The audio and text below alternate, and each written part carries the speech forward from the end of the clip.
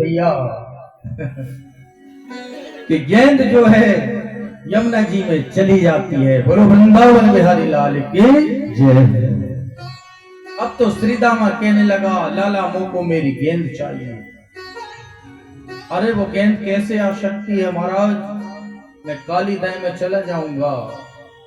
श्रीदामा कहने लगा तुम कहीं चले जाओ लेकिन हमको अपनी गेंद चाहिए। इतनी जोर से क्यों मारा? भगवान तो चाह रहे थे कि ये कह दें कि कदम पे चढ़ करके कूद जाऊंगा, मैं पेड़ पे चढ़ जाऊंगा। श्रीदामा मनसुका कहता है हाँ लाला चढ़ जाओ, लेकिन गेंद लेके आना, वही चाहिए रेशम की गेंद। तो मैं कूद रहा हूं। हाँ लाला कूद जाओ। जैसे ही कहा है कूद रहा हूं, ठाकुर जी ने ऐसी छलांग लगाई है कि गोविंदो ये नमो नमो। धीरे धीरे जा रहे हैं, यमुना जी का जल किलोल कर रहा है और नीचे कालिया नाग बैठा हुआ है फण फुलाए। धीरे धीरे ठाकुर जी जा रहे हैं। विष इतना भयानक था कि ठाकुर जी का शरीर काला पड़ रहा है धीरे धीरे। और जैसे ही गए हैं, कालीनाग सर्प ने तुरंत पुष्कर मारी है और परमात्मा के शरीर को जकड़ना प्रारंभ कर दिया। लेकिन जिस परमात्मा को छोटा बनना आता है उस परमात्मा को बड़ा बनना भी आता है। ठाकुर जी ने आकार बड़ा किया है और एक झटका दिया है और कालीनाग के ऊपर नृत्य करने लगे हैं। तांडव गति मुंडन पर नाचत बन भारी, तांडव गति मुंडन पर नाचत बन भारी, तांडव गति मुंडन पर नाचत बन भारी, तांडव गति मुंडन पर नाचत बन भारी। काली की सेवा करते हुए सब लोग बोले लगा।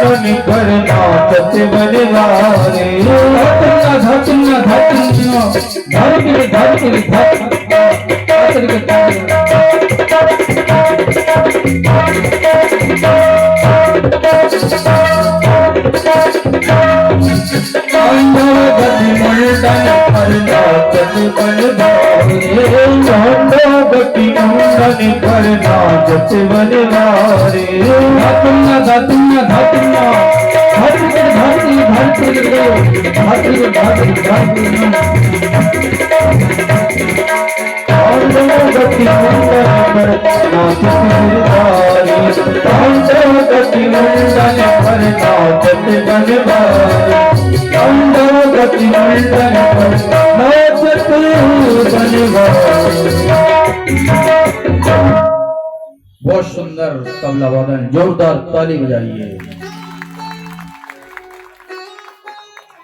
इस तरीके से ठाकुर जी ने नृत्य किया है तो रक्त की धार बहने लगी महाराज। कालीनाग के शरीर से रक्त की धार जब बहने लगी, पूरा शरीर जल जो है लाल होने लगा।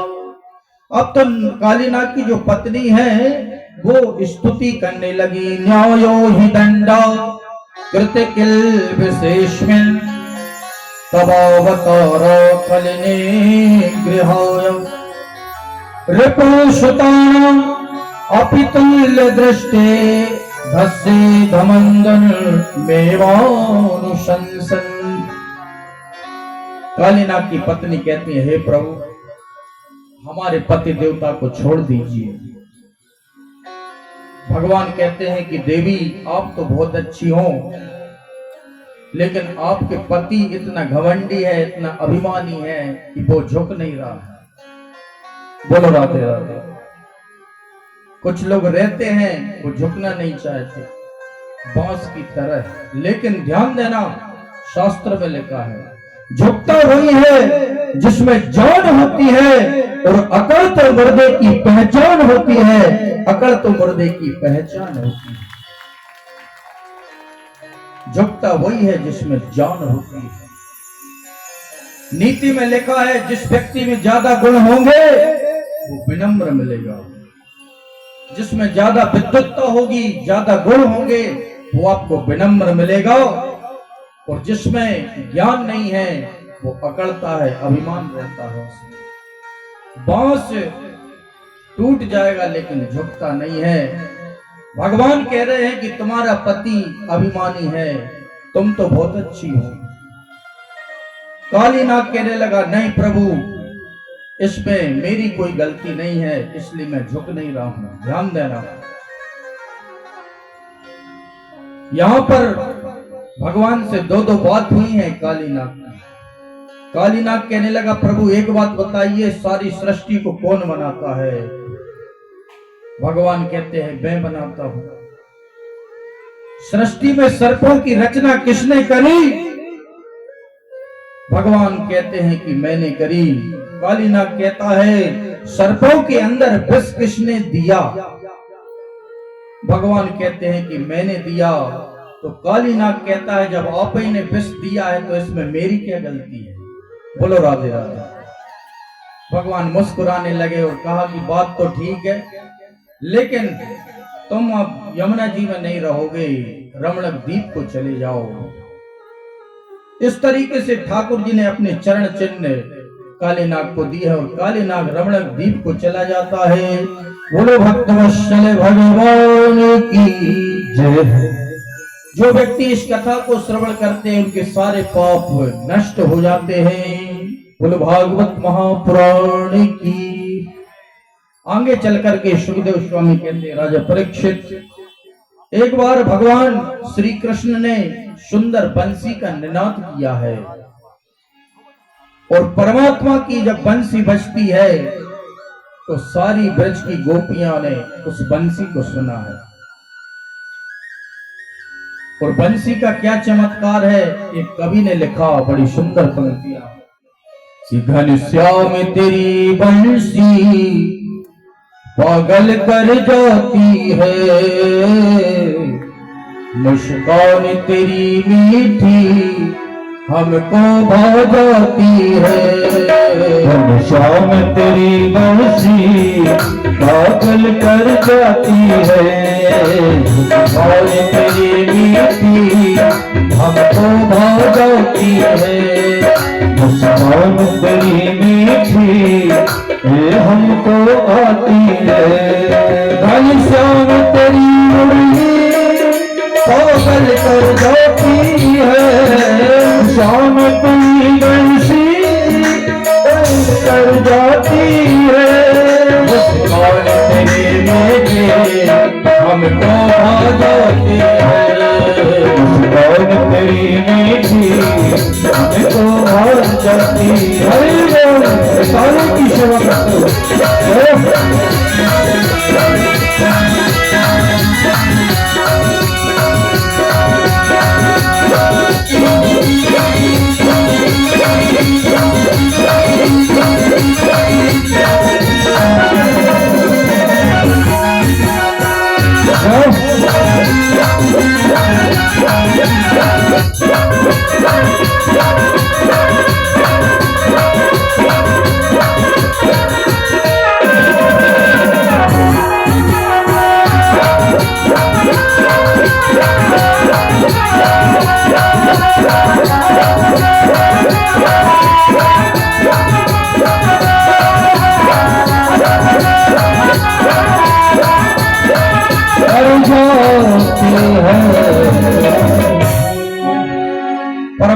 बाबा की बंसी का इतना चमत्कार है माताओं बहनों भाई बहन कि ठाकुर जी ने जब बंसी बजाई थी तो एक गोपी ससुर जी को सब्जी देने के लिए जा रही थी और भैंस को भूसा देने के लिए जा रही थी, लेकिन जैसी बंसी को सुना तो ससुर जी को भूसा दे दिया और भैंस को सब्जी डाल दी।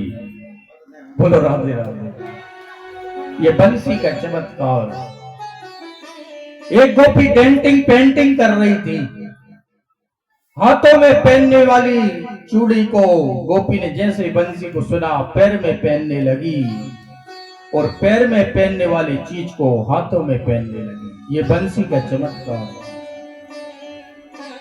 एक गोपी डेंटिंग पेंटिंग कर रही थी, होठों में लगाने वाली चीज को आंखों में लगा लिया और आंखों में लगाने वाली चीज को होठों में लगा लिया। बोलो राधे राधे। ये बंसी के चमत्कार है। जिस प्रकार से मेहमान आ जाता है हमारे घर में तो उल्टा सीधा हो जाता है। ऐसे क्या हुआ, मुझे वो दृष्टांत दिया जाता है, याद आ जा रहा है, इसलिए मैं सुना ही देता हूं। ऐसे क्या हुआ, एक घर में एक मेहमान आ गए। मेहमान जब आ जाते हैं तो पति पत्नी बहुत प्रसन्न हो गए। तो पत्नी ने अच्छी कई प्रकार के आइटम बनाए, प्रसाद बनाए, मेहमान को अच्छी खातिरदारी करी तो मेहमान प्रसन्न हो गया। प्रसन्न जब हो गया तो मेहमान बोले भैया अब तो हम यहीं रहेंगे। एक दिन हो गए, 2 दिन हो गए, ऐसे 10 दिन हो गए। अब 10-20 दिन हो गए तो लोग परेशान हो गए, क्योंकि मेहमान 1-2 दिन अच्छा लगता है। बोलो राधे राधे। ज्यादा दिन रहता है तो माताओं का सिर दर्द होने लगता है। अब बोले कैसे भागे मेहमान भैया, बहुत दिन हो गए। तो पति ने और पत्नी ने प्लानिंग बनाई। बोले ऐसा करना, अपन दोनों लड़ने लगेंगे, लड़ जाएंगे और जब लड़ने लगेंगे तो भाग जाएगा। बोले ठीक है, कल करेंगे अपन ऐसा। पति कहता है तुम रोज रोज लेट कर देती हो, मुझे जॉब में जाना पड़ता है तो तुम लेट भोजन बनाती हो। पत्नी कहती है आप मुझे चिल्लाते ही रहते हो, चाहे जब चिल्लाते रहते हो, अब मैं भोजन नहीं बना। मेहमान ने सुना, अब तो मर गया भाई, ये भोजन ही नहीं मिलेगा अब तो भोजन ही नहीं मिलेगा। मेहमान ने सुना, बोले भैया अब नहीं रहना चाहिए क्योंकि भोजन ही नहीं मिलेगा। मेहमान कहने लगा भैया अब हम चलते हैं क्योंकि बहुत दिन हो गए, अब हम चलते हैं। तो मेहमान वहां से जाने लगा। कुछ देर बाद पति कहता है अरे रो क्यों रही हो, हम तो यहाँ से झूठे झूठे कह रहे थे। तो पत्नी कहती है अरे हम भी तो सही सही थोड़ी रो रहे, झूठे झूठे रो रहे ब्रजेश भाई, झूठे झूठे रो रहे हैं। तो मेहमान ने सुना, मेहमान कहने लगे भैया हम भी झूठे झूठे गए थे, सही सही थोड़े गए थे, हम तो यही छिड़िया के पास में थे। बोलो राधे राधे। पति कहने लगा मर गए महाराज, इतनी देर से प्लानिंग बना रहे थे लेकिन सक्सेस नहीं हुई। तो कभी कभी व्यक्ति अर्थ का अनर्थ कर देता है। ऐसे एक व्यक्ति मरने के लिए जा रहा था, दूसरे व्यक्ति ने समझाया कि भैया ऐसे मत मरो, आत्महत्या करना बहुत बड़ा पाप है। समझाया, बोले नहीं आज तो भैया दुर्घटना से देर भली और सेल पास से रेल भली, इसलिए रेल में कटने के लिए जा रहे हैं। समझाने वाले ने देखा इतनी रोटी रखे, बोले भैया मरने के लिए जा रहे शास्त्री जी, तो रोटी क्यों ले जा रहे हो? बोले पागल हो, ट्रेन अगर लेट हो गई तो भूख मरेंगे। बोले ट्रेन अगर लेट हो गई शर्मा जी ये भूख को मरेंगे बोलो राधे राधे। तो ध्यान देना, जॉब करने की कोई उम्र नहीं होती। एक दृष्टांत और है, आप कहो तो सुना दे, नहीं तो आगे कथा करें। कितने लोग सुनना चाहते हैं? हाथ ऊपर कर लो। और बहुत है भैया। ऐसे ही क्या हुआ, एक ट्रेन जा रही थी और ट्रेन में बैठे तो ट्रेन जब चलती तो माताएं बहनें आपस में अगर मिल जाएं, फिर तो अगर उनने बात कर ली, बहन जी कहाँ जा रही हो, फिर तो समझ लो 1 घंटा की महाभारत चालू हो गई। और भैया लोग नहीं बोलते एक दूसरे से, चाहे वे सामने बैठे। भैया से बैठते हैं सीना तान के, हम क्यों बोले, वे बोले तो हम बोले। लेकिन हमारी माताएं बहनों को स्वभाव बहुत अच्छा रहता है। अरे बहन जी कहाँ जा रही हो, इतना अगर बोल दिया तो समझ लेना चालू हो गया, कथा चालू हो गई। ऐसे ही ट्रेन में 3 माताएं बैठी थी। फर्स्ट वाली कहने लगी, आप भजन वजन करते हो कि नहीं, कितनी उम्र है? बोले हमारी 60 वर्ष है। तो बोले भजन करते हो कि नहीं? अरे बोले कर लेंगे, अभी क्या उम्र है, अभी खेलने खाने के दिन है, कर लेंगे। बोले 80 वर्ष की इसका तुम भजन करती हो? बोले अरे कर लेंगे, अभी तो दूध के दांत नहीं टूटे, कर लेंगे। तीसरी मैया की उम्र थी 95 वर्ष की। बोले भजन करते हो कि नहीं? बोले अभी लड़कपन के दिन है, कर लेंगे भजन। तो ट्रेन के ऊपर जो स्लीपर रहता है, 100 साल के एक बुजुर्ग सो रहे थे, 100 साल के, ऊपर से नीचे गिरे। बोले तुम कहां से आ गए? बोले मैं पैदा होके आ गया हूं। बोले वृंदावन बिहारी लाल की।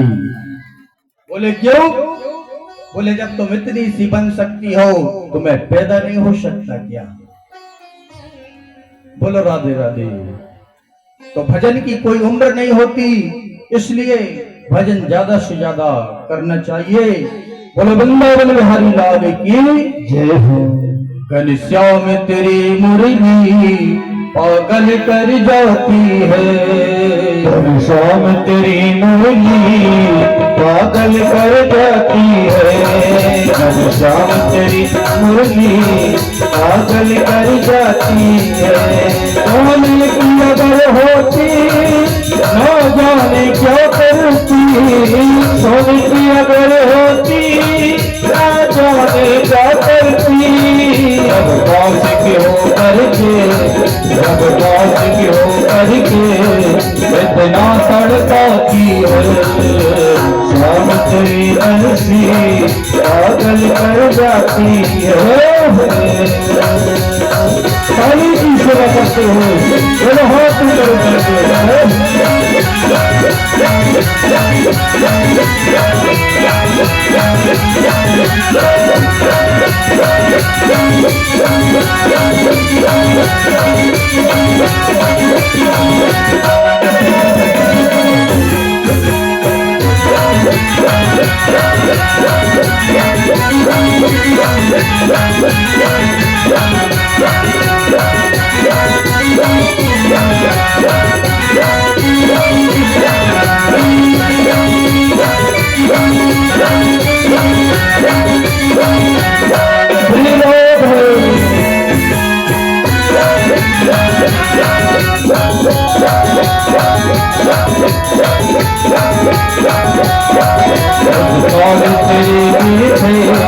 हमको भाव जाती है, तेरे मीठे हमको गाती है, घनश्याम तेरी मुरली पागल कर जाती है, घनश्याम तेरी अलसी पागल कर जाती है। वृंदावन हरि लाल की जय हो। जयकार जरा जोर से लगाइए, यहां से आवाज नहीं आ रही है। बोल वृंदावन हरि लाल की जय हो। इस तरीके से ठाकुर जी ने बंसी का निनाद किया। बड़ी सुंदर बंसी है। आगे चल करके सुखदेव स्वामी कहते, राजा परीक्षित गोपियां माता कात्यायनी का पूजन करने के लिए जाती हैं ठंडी के दिनों में, जाड़ी के दिनों में माता कात्यायनी का पूजन करती हैं, लेकिन एक गलती करती हैं। यमुना जी में स्नान तो करती हैं, लेकिन निर्वस्त्र होकर के स्नान करती थी। कन्हैया ने देखा कि गोपियां गलती कर रही हैं, इनको समझाना पड़ेगा। रात्रि के समय में कन्हैया आए, गोपियां स्नान कर रही थी। भगवान ने गोपियों के वस्त्रों को उठाया है और वृक्ष में ले जाकर के बैठ जाते हैं। अब गोपियों ने जैसे स्नान किया, देखा तो वस्त्र ही नहीं है। दूसरी गोपी ने बड़ी देर से देखा तो वृक्ष पे देखा तो कपड़े लटक रहे थे, देखा तो श्रीमान जी बैठे थे। ध्यान देना, अभी कन्हैया की केवल 5 वर्ष की आयु है, 5 वर्ष। बोलो राधे राधे। और 5 वर्ष के बालक के अंदर कोई विकार नहीं रहता। काम, क्रोध, लोभ, ईर्ष्या, छल, कपट कुछ नहीं रहता बालक के अंदर। और ध्यान देना, परमात्मा ने जो लीला करी है माताओं बहनों, ये कोई साधारण लीला नहीं है। जीवात्मा और परमात्मा के बीच में जो वस्त्र लगा है, वो अविद्या रूपी वस्त्र को नष्ट करके गोविंद ने ज्ञान रूपी वस्त्र को लौटा है। जोर से ताली बजाइए। ज्ञान रूपी वस्त्र लौटा दिया है, उसी का नाम चीरहरण लीला का तात्पर्य बताया गया है।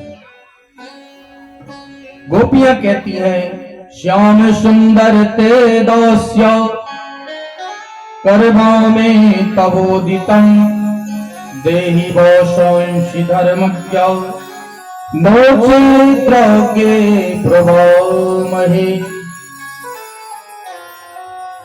एक गोपी कहती है, श्याम सुंदर आप हमारे वस्त्रों को लौटा दो। दूसरी गोपी कहती है, करवाम तवोदितम, हम आपके हाथ जोड़ते हैं, आप हमारे वस्त्रों को लौटा दीजिए।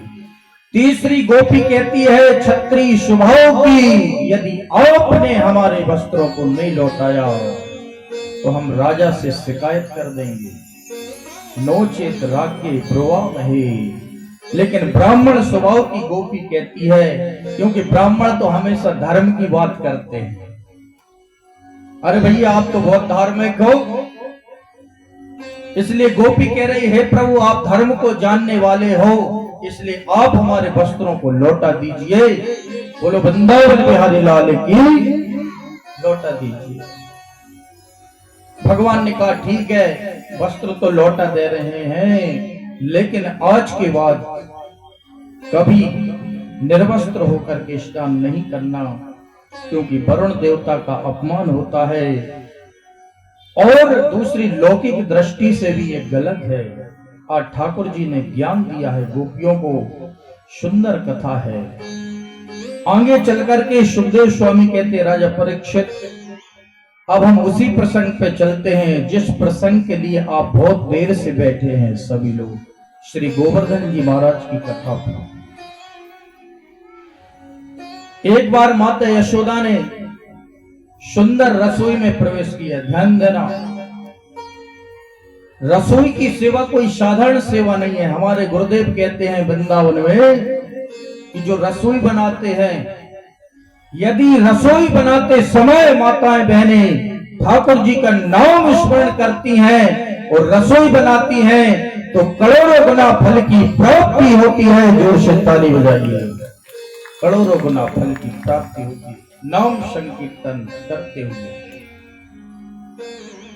और यदि मोबाइल पे बात करते हुए रसोई बनाएंगे तो गड़बड़ हो जाएगा।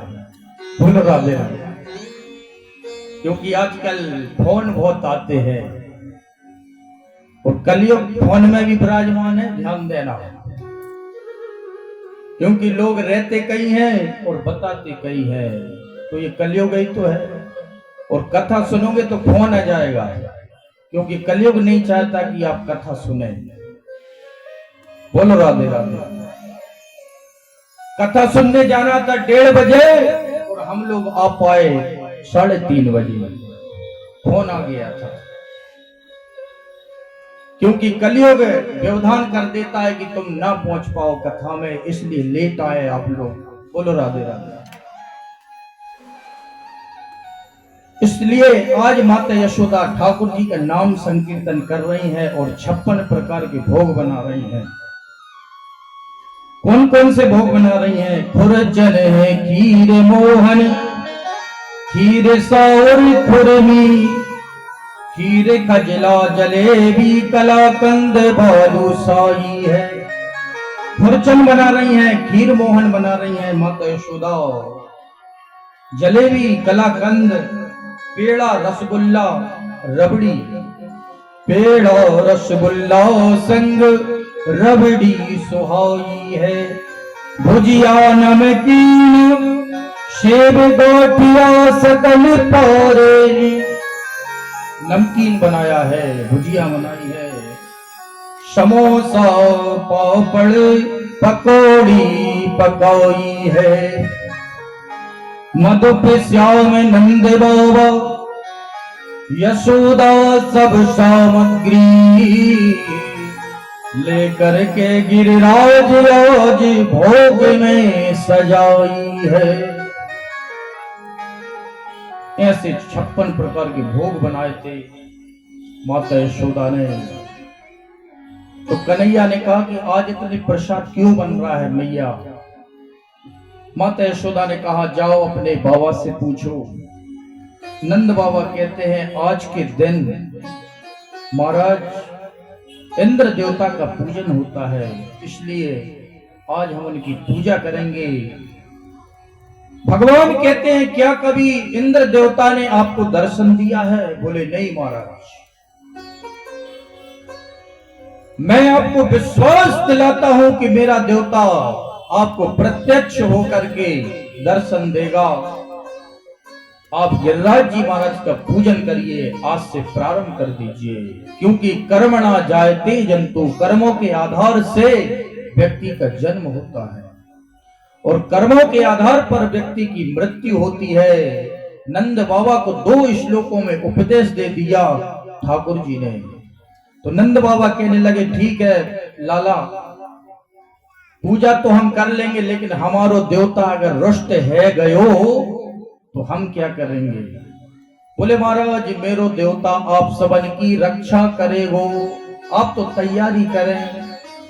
अब तो सभी ब्रजवासी गिरिराज गोवर्धन जी महाराज की तरफ जा रहे हैं और क्या कह रहे हैं?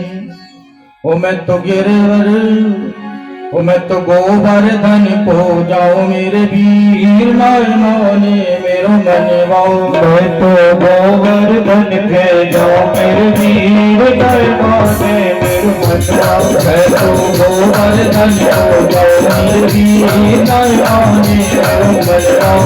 मैं तो गोवर्धन के जाओ मेरे वीर नयनों ने मेरो मनवाओ। देखिए ऐसे नहीं, कौन कौन जाना चाहता है जरा दोनों हाथ ऊपर करें और ताली की सेवा करते हुए बड़े भाव के साथ हरि बोल।